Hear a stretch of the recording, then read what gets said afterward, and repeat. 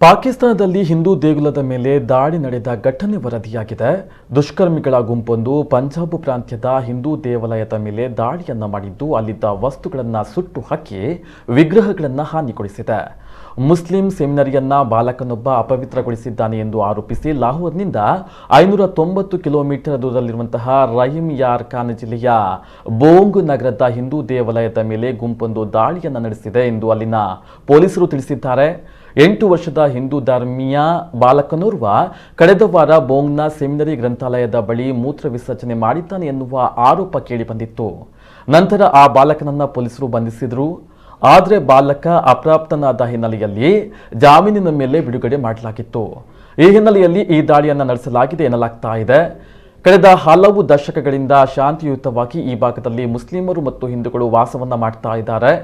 ಈ ಕುರಿತು ಸರಣಿ ಟ್ವೀಟ್ ಮೂಲಕ ಆಕ್ರೋಶ ವ್ಯಕ್ತಪಡಿಸಿರುವಂತಹ ಪಾಕಿಸ್ತಾನ ತೆಹ್ರೀಕ್ ಇ ಇನ್ಸಾಫ್ ಪಕ್ಷದ ಸಂಸದ ಡಾಕ್ಟರ್ ರಮೇಶ್ ಕುಮಾರ್ ವಾಂಕ್ವಾನಿ ಈ ಘಟನೆ ಸರ್ವಧರ್ಮ ಸಾಮರಸ್ಯಕ್ಕೆ ಧಕ್ಕೆಯನ್ನು ಉಂಟು ಮಾಡಿದೆ.